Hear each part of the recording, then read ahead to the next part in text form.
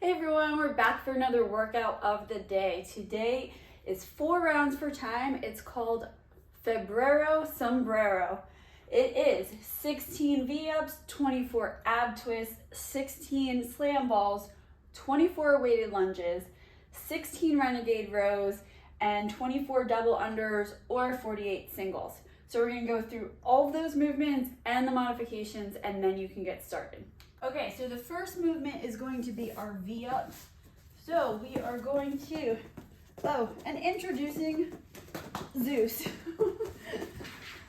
Okay, all the dogs. All right, so we're gonna come up, touch our toes and feet at the same time. Good job, Zeus. Modifications would be to the knees,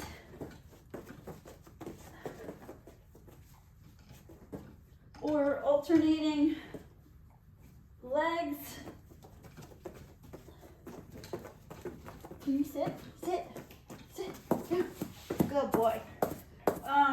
Or you can do leg raises, but with leg raises, make sure your head is off the ground. You're pushing your stomach down into the ground, and you're raising those legs. No popping at the top. You just want to raise as squeezing those abs tight as possible. Good boy.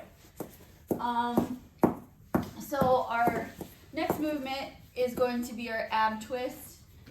So we want to be in a nice V position, so only our butt is on the ground. We're gonna cross our legs. We're gonna come into this nice V. We're leaning back, we're engaging those abs, and we're gonna move back and forth, touching each side. We can do it with a weight as well. Let me just move so I'm not slamming this in my face. So we're gonna go side to side, keeping it close.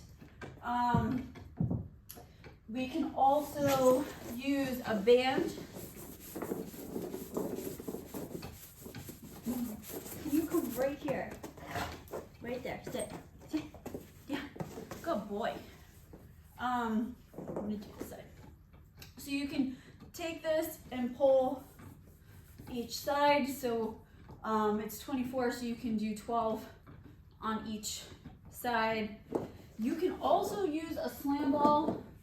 With the slam ball, you can actually slam it from side to side. So you're gonna come over, slam, slam, slam. Just another modification would be putting one foot ever so slightly, just the heel on the ground as you move back and forth for a little bit more stability. If you find yourself having a hard time kind of staying stable from going side to side with the weight, this just means we have to work a little bit more on that core. So our next movement is going to be our slam ball. So with the slam balls, we're going to use, this is going to be a full body movement, meaning we're going to use every part of our body to do the movement, and every part should be engaged throughout the movement. So we are going to come down into a squat, so our knees are coming out, our chest is remaining upward. We're going to grab the ball with 2 hands. We're going to bring the ball all the way up till our arms are straight overhead, and then we're going to bring the ball down. So something to keep in mind is that we don't really want to be slamming it here. We want to kind of follow the ball down. And as we follow the ball down, we're bringing our hips back, our knees are starting to bend as we start going into that squat. What we don't want to do is slam it in this straight back movement. We also don't want to pick the ball up like this with our legs straight or slightly bent. We want to bend down so that we can keep our chest straight, so we're not putting pressure on that lower back area.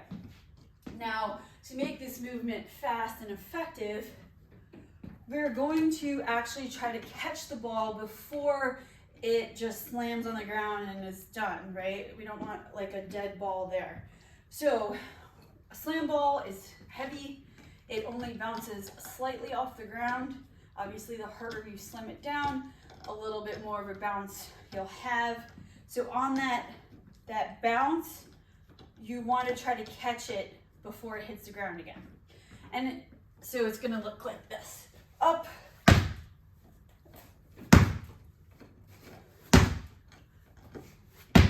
So that's going to make the movement really fast and effective. If you're not quite there, ready for the speed, you can go ahead and just do a nice slow movement, but I still want you to follow the ball down rather than throw it from the top or have any kind of bending hinge thing going on. So if you don't have a slam ball, not ready for the slam ball, you can use a plate and do plates to overhead. So we're just going to touch the plate, bring it overhead, come down, like so.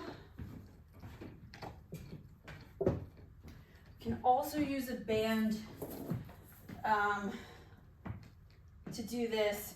I would suggest doing one arm at a time, so just split it 8 and 8. So come, squat, touch down, come down, like so. Okay, the next movement is going to be our weighted lunges. So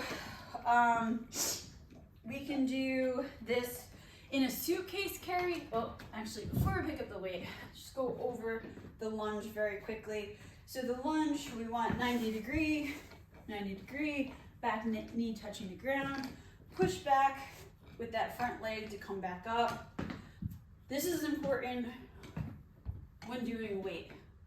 When we're doing just strictly body weight, you're not gonna really need to rely on that pushback as much.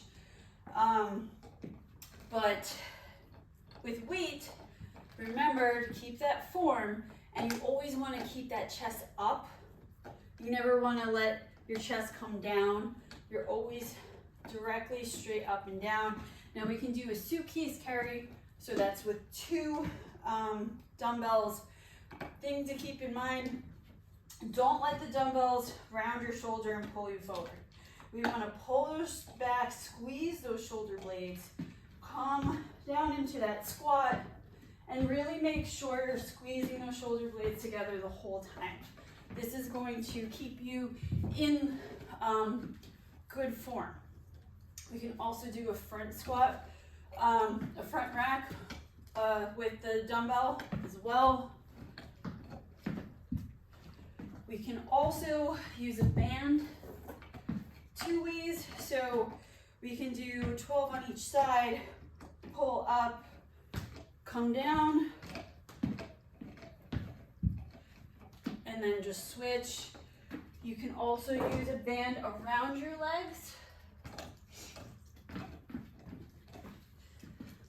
You're such a good boy. And again, keeping nice and straight, it's just going to add a little bit more resistance for you. You can use a slam ball to hold, you can use a barbell to hold, you can use a kettlebell, whatever weight you feel comfortable with. You can use a plate, or if you're not ready for the weights, just do body weight lunges, so no weight at all. The next movement is going to be our renegade row. So I'll do it facing you first. What we want to keep in mind is that we want to stay in a nice plank position the whole time. We don't want to let our butt sag down or push up, and we want to keep as still as possible. Again, this is seemingly just an arm exercise, but you're really going to have to engage your core to keep still. You're going to engage those glutes as well. So we're going to set up our hands underneath our shoulder, 2 dumbbells. We're going to put our feet a little bit wider than we normally would to keep stability. And we're going to pull up the dumbbell. And when you do this, you do not want to be pulling and moving. So we want to essentially stay as still as possible, and the only movement should be our arms.